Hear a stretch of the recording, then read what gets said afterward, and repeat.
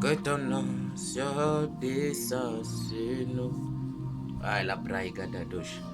Shalom, shalom. Sois béni dans le nom souverain de notre Seigneur Jésus-Christ. Descends sur nous.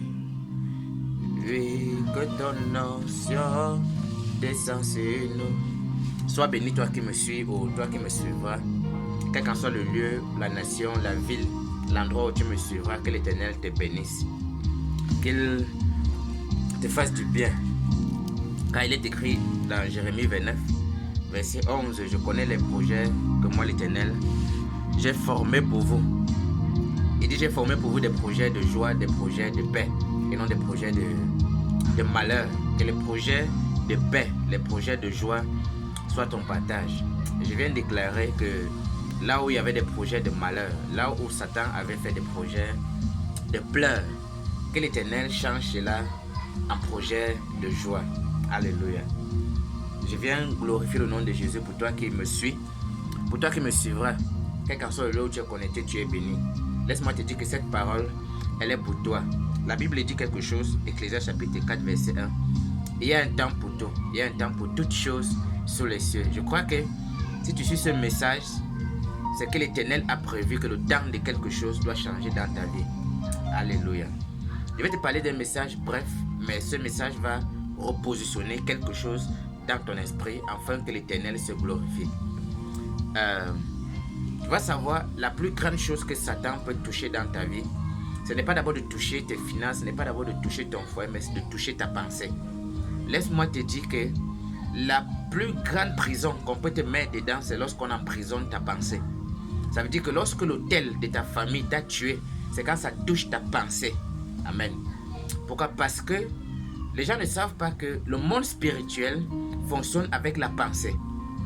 La seule façon d'être grand, c'est d'abord d'être grand dans sa pensée.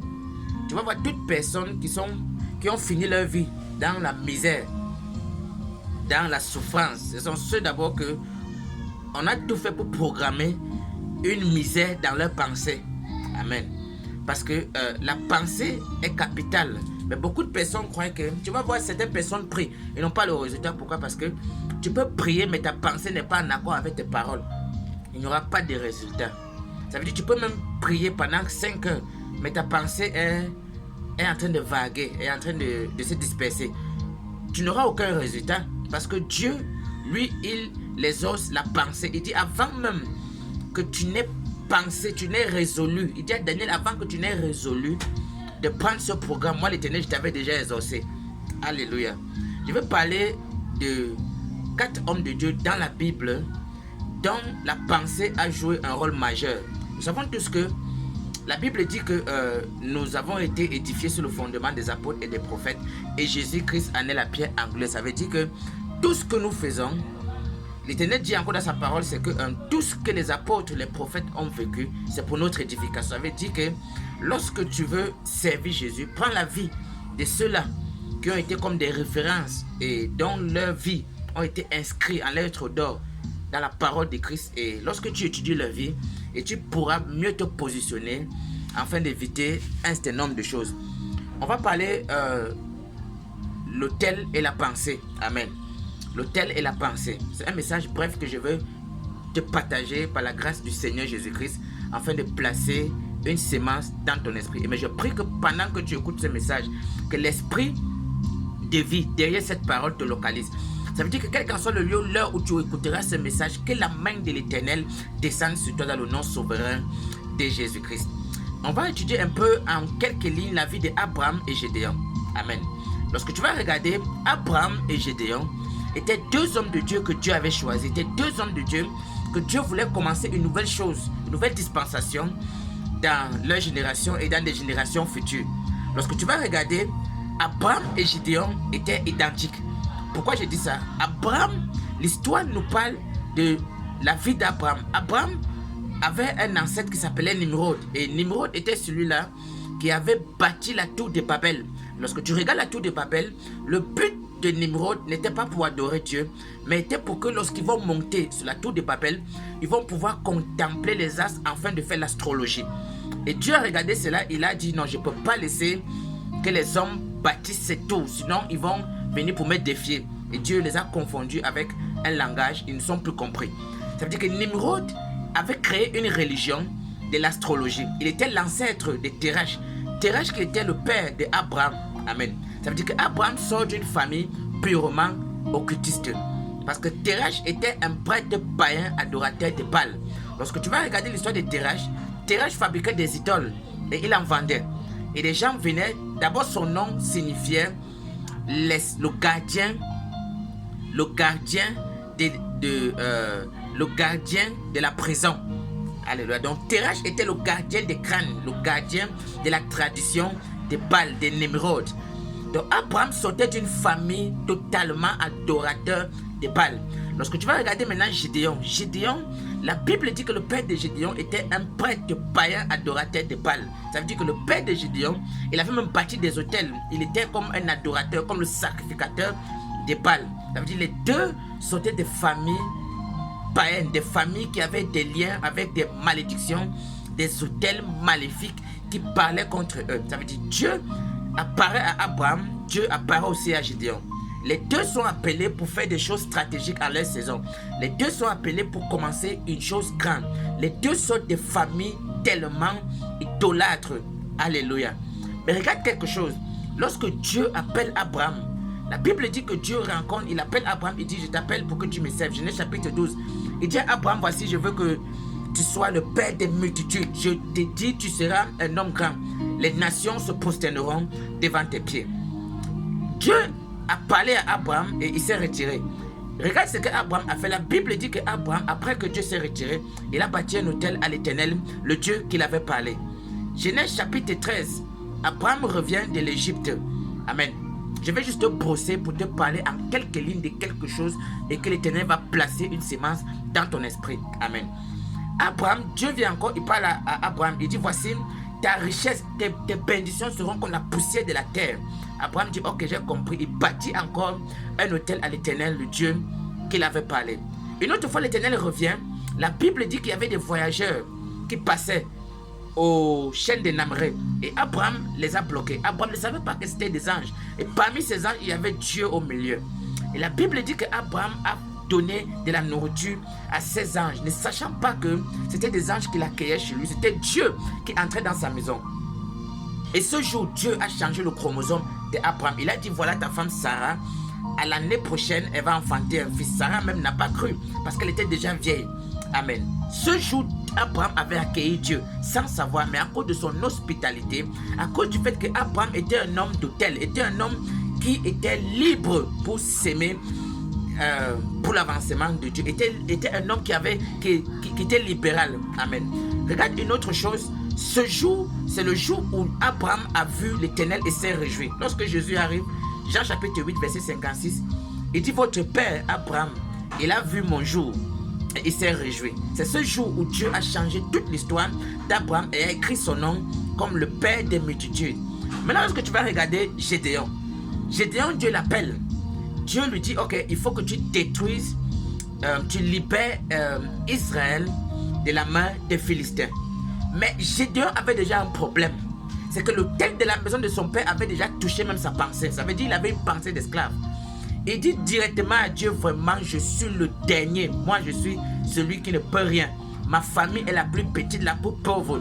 Et je suis le plus petit de cette famille. Tu vas voir Gédéon dans sa pensée.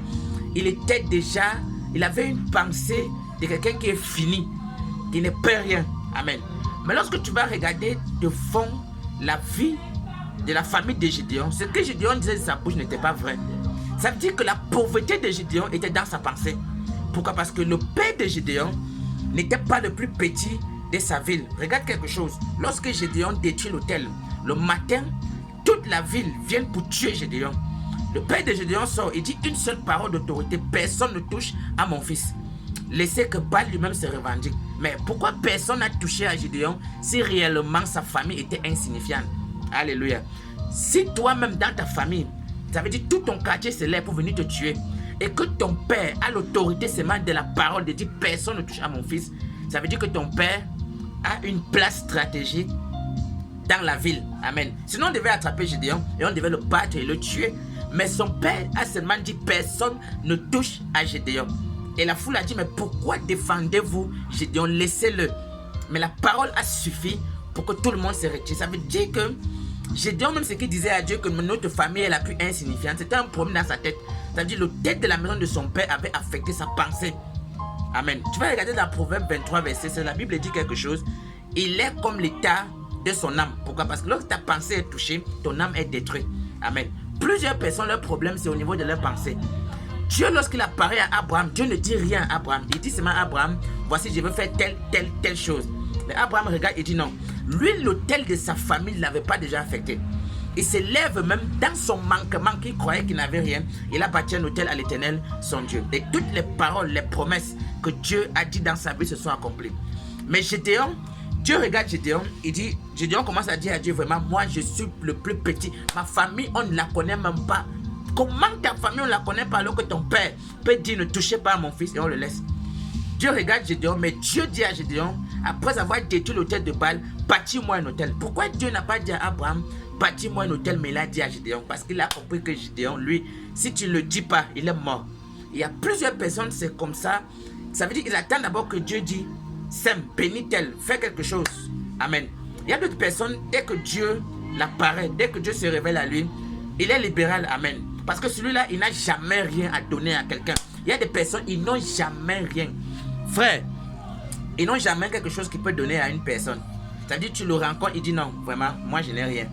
Et tu vas voir cette personne-là, ce n'est pas qu'il n'a rien, c'est que dans sa tête, il est pauvre. Et dans sa tête, l'autel de sa famille de pauvreté l'a déjà mis en captivité. Et finalement, son rien qui dit, il finira zéro. Ça veut dire, il a même 100 euros. Il va te dire, il n'a rien.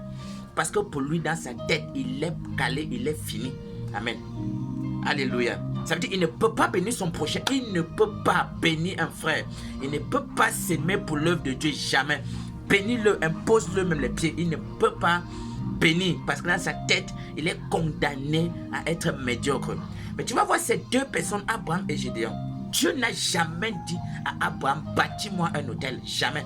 Mais à toutes les fois que Dieu apparaissait à Abraham, Abraham le bâtissait un autel parce qu'il savait la force qui se trouve dans l'autel à Dieu. Et la force dans la libéralité de faire quelque chose à Dieu. Mais Gédéon, Dieu l'a attrapé. Tu vas me bâtir l'autel parce que Dieu savait qu'il ne peut pas libérer Israël. Il ne peut pas être libre même de l'autel qui parlait dans la maison de son père s'il n'a pas bâti un autel à l'Éternel. Amen. Mais moi, certaines personnes, tellement les autels les ont détruits au point où tu peux les prêcher 1000 jours. Le jour où Dieu lui dit béni, il quitte l'église, c'est fini. Ils disent, l'homme, c'est fini, je ne peux plus servir Dieu à ses côtés parce que Dieu a dit, je dois le bénir. Celui-là, c'est normal qu'il doit finir dans la misère. Amen. Regarde quelque chose, lorsque tu regardes de nos jours, personne ne revendique appartenir à Gédéon. Mais tout le monde revendique appartenir à Abraham. Pourquoi? Alléluia. Lorsque Dieu a apparu à Gédéon, il a forcé Gédéon, bâtis-moi un hôtel. Après, tu as encore vu Gédéon revenir, c'était fini. Pourquoi? Parce que Dieu l'avait forcé. Mais Abraham, c'était libéral. Et Dieu, toutes les paroles que Dieu a dit dans la vie d'Abraham se sont accomplies. Gédéon, par contre, lorsqu'il avait amassé, il est même venu bâtir un hôtel finalement à Baal. Alléluia. Parce que lorsque les gens font des choses sans conviction, sans libéralité, lorsque l'autel de la famille touche la pensée, l'âme d'une personne, celui-là est fini. Alléluia. Ma prière est que l'autel de ta famille lâche ta pensée. Parce qu'il y a des gens, je te dis la vérité, Dieu veut le bénir, mais sa pensée l'a détruit. Amen. Sa pensée l'a déjà détruit. Parce que la pensée d'un homme est plus grande que tout ce qu'il peut avoir. Amen. Il y a des gens même, il n'a pas grand chose, mais dans sa tête, il est grand. Et le temps marqué, il sera grand. Ça veut dire qu'il n'a même rien. Mais lui, il y a certaines choses, son mode de vie, sa façon même de s'habiller.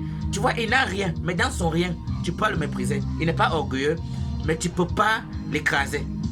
Mais il y a des gens, ils ont tout. Regarde seulement son physique. Tu vas te demander où est passé tout ce qu'il a. Parce que dans sa tête, il est fini. L'autel qui dans sa famille, malgré même ce qu'il peut avoir dans sa main, l'a gardé dans une pauvreté et une captivité extrême. La prière que tu peux faire, que le Seigneur, tout autel de ma famille qui a attaqué ma pensée explose. Laisse-moi te dire que la plus grande façon pour l'ennemi de te détruire, c'est d'attaquer ta pensée. La Bible dit il est comme l'état de son âme. La pensée d'une personne, c'est lié avec son âme. Amen. L'Éternel ne peut pas t'utiliser si tu as une pensée de bassesse. Dieu ne peut pas te donner certains nombre de dons. Si tu ne peux pas d'abord croire, ça veut dire que dans ta pensée, tu sais que non, moi là, je ne peux pas manifester le genre. C'est fini. Prie comme tu veux. Amen. Dieu ne peut pas t'amener dans une nation que dans ta tête, tu sais que moi là, je ne peux pas. Même si tu pries, si dans ta pensée, il n'y a pas d'abord la libéralité, tu ne peux pas voir la main de Dieu. Regarde un peu deux autres hommes de Dieu, Pierre et Jean. Jésus-Christ a beaucoup aimé Pierre, beaucoup. Lorsque tu regardes, Jésus était toujours avec Pierre. Pierre, fais ceci, Pierre. Tous, tu vas regarder, Jésus ne parlait que de Pierre. Au point où il a même dit encore à Pierre, voici, Pierre était même comme le leader des apôtres. Amen. Pierre était comme comme l'apôtre le plus grand. Tout ce que Jésus faisait, Pierre, paie mes brebis, Pierre fait, tout c'était Pierre. Mais regarde la pensée de Pierre et la pensée des gens. Lorsque tu regardes parmi les apôtres, Jésus-Christ n'a jamais dit à Jean que je t'aime. Jamais. Jésus n'a jamais dit à Jean que je t'aime. Il était toujours Pierre. Mais Jean dit, Jean tellement dans sa pensée, il savait que Jésus l'aimait. Et regarde la pensée de Jean et de Pierre. Pierre avait une pensée qui le poussait même et Satan le réclamait. Jésus-Christ marche avec Pierre. Il se tourne, il dit arrière de moi Satan. Il parle à Pierre. Pourquoi? Pierre, malgré qu'il marchait avec Jésus, était réclamé par qui? Les autels de sa famille n'avaient pas lâché sa pensée. Pierre avait un problème dans sa pensée. Il était un apôtre, il marchait, mais il avait un problème qui le retenait par sa pensée. Le même Pierre, Jésus dit, Pierre, Satan vous a réclamé pour vous tripler comme un fourmant, mais moi, j'ai prié pour toi. Pourquoi il dit que Satan a voulu même te tuer la nuit? Parce que la pensée de Pierre était captive même sur l'autel de sa famille. Je vais t'expliquer ça mieux. Jésus arrive avec Pierre à la montagne de transfiguration. Regarde la pensée de Pierre. Jésus-Christ est là. Pierre est là. Jean est là. Jacques est là. Ils voient la vision où Élie et Moïse viennent dans la gloire et s'entretiennent avec Jésus-Christ. Pierre se lève et dit, Seigneur, c'est mieux qu'on bâtisse 3 tentes ici. Une pour toi, une pour Moïse, une pour Élie. On ne descend plus voir les autres. Ça, c'est une pensée des égoïstes. Amen. Une pensée même de quelqu'un qui ne pense pas aux autres. Ça veut dire que, donc, comme toi, tu as eu la grâce d'arriver à la montagne de transfiguration, il dit à Jésus, ne rentrons plus, restons ici, on reste là pour des bons. Les autres disciples là, est-ce que Pierre a pensé à eux? Amen. Est-ce que Pierre a pensé aux autres disciples? C'est là où tu vas voir le problème qu'il y avait dans la pensée de Pierre. C'est là où tu vas voir, tu vois pourquoi Pierre était autant réclamé. C'est là où tu vas voir pourquoi c'est Pierre qui a régné Jésus, alors que sur le plan physique, c'était comme Pierre qui ne pouvait jamais quitter. Mais lorsque tu regardes à la croix, il y a eu un seul disciple qui est resté, Jean. Parce que Jean avait une pensée. Oh my God. Jean avait une pensée qui était différente de tous les autres apôtres. La preuve, lorsque Jésus enseignait, la tête de Jean était toujours sur le cœur de Jésus. Il avait une pensée d'enfant, une pensée libre. L'enfant est la seule personne sur la terre que sa pensée est libre. Amen. Mais la pensée de Pierre avait un problème. Plusieurs personnes, ça veut dire leur problème, c'est leur pensée. Leur problème n'est même pas la délivrance, n'est pas la prière, c'est la délivrance de leur pensée. Ça veut dire que tu veux prier pour eux, prie que l'autel de leur famille lâche leur pensée et c'est tout. Ils seront grands, ils seront bénis, ils seront mariés, ils seront heureux. Tu vas voir une femme, dès qu'un homme l'approche, elle dit, aïe, moi, sa pensée commence à chasser l'homme. Que non, je ne peux pas être avec un homme. Vraiment, c'est difficile. Directement, l'homme part. On dit esprit de rejet. Non. Le problème, c'est l'autel qui a attaqué sa pensée déjà. Regarde parmi les disciples, celui qui avait la pensée de l'enfant est celui que Dieu a enlevé à l'île de Patmos, Jean. C'est lui qui a vu l'Apocalypse, c'est lui qui a vu le ciel, c'est lui qui a vu des choses, mon Dieu, des choses qui ne sont pas permises à l'œil humain de voir. C'est lui qui a vu les roues, c'est lui qui a vu les vaincus, c'est lui qui a tout vu. Il a vu le passé, le présent, le futur. Des choses même que nous expérimentons maintenant. Jean, il a tout vu, il a tout décrit. À cause de quoi sa pensée était libre. Ma prière que je veux faire pour toi, toi qui me suis, que l'Éternel commence à localiser tout autel de ta famille qui a affecté ta pensée. Que le sang de Jésus explose dans le nom souverain de Jésus-Christ. La prière que tu dois faire avec moi ce matin, Père, libère ma pensée. Commence à prier que le sang de Jésus-Christ détruise toute main qui s'est posée pour manipuler ta pensée. Lorsqu'un homme dans sa pensée, il sait qu'il est zéro, qu'il monte, il descend, il finira zéro. Qu'il finira zéro. Un homme qui sait dans sa pensée, pas qui dit de bouche, mais qui a déjà assis dans sa pensée, qui sera grand. C'est seulement une question de temps et tu le verras grand. Parce que la pensée a une voix. La pensée parle fort. Et l'ennemi connaît ça. Pour nous détruire, pour détruire les enfants de Dieu, Satan connaît qu'il ne peut pas attaquer ta vie. Satan connaît, la Bible dit qu'il nous a établis, il nous a fait asseoir dans les dimensions élevées, très élevées, au-dessus de toute autorité, toute domination en Christ Jésus. C'est-à-dire, pour que Satan t'attaque, il faut qu'il entre d'abord dans Jésus-Christ. Amen. Maintenant, il reste tranquille, il attaque ta pensée. On fait des hôtels contre ta pensée, c'est fini. Amen. Tu enclenches toi-même l'autodestruction de ta vie. Alléluia. Ma prière ce matin, que toi qui me suis, que l'Éternel libère ta pensée. Que le sang de Jésus-Christ libère ta pensée. Amen. Que l'Éternel te donne raison pour laquelle l'apôtre Paul a dit, ne soyez pas conduits par le siècle présent, mais soyez renouvelés. Que votre pensée soit renouvelée. Alléluia. Que votre pensée soit restaurée, soit renouvelée. Je prie que l'Esprit de Dieu commence à éclairer ta pensée. Que l'Esprit de Dieu commence à illuminer ta pensée. Dans le nom souverain et redoutable de Jésus-Christ. Que l'Éternel, que tout l'autel qu'on a bâti et qu'on a coincé ta pensée, que ça explose. Alléluia. Que toi qui pensais médiocrité, que toi qui pensais pas, que l'Éternel t'amène à les dimensions où tu vas penser tout ce qu'il dit pour toi. Alléluia. Je bénis l'Éternel pour toi qui m'as suivi. Sois béni. Si c'est ta première fois de nous suivre sur cette page YouTube, abonne-toi, clique sur la cloche de notification afin de ne rater aucun enseignement, aucun partage, afin que l'Éternel te bénisse. Partage la vidéo pour bénir quelqu'un. La Bible dit on te bénira avec la mesure dont tu auras béni les autres. Amen. La Bible dit ce qu'un homme sème et ce qu'il moissonnera. Pendant que tu partages, tu bénis une personne, l'Éternel, le Dieu qui est assis sur le trône, l'Éternel qui change les pensées, te bénira. Que l'Éternel te bénisse, qui change ta pensée, qui donne une pensée de grandeur, une pensée d'élévation, une pensée d'un homme, d'une femme grande. Quel qu'en soit ce que tu peux voir de tes yeux, vois ce que l'Éternel t'a dit et intègre cela dans ta pensée. Et par le sang de Jésus-Christ, je me tiens sur l'autel de l'Éternel, l'autel qui crie plus que les autels de famille. Que l'autel de l'Éternel commence à détruire et à exploser. Tout autel de ta famille qui a attaqué ta pensée dans le nom souverain et redoutable de Jésus-Christ. Shalom.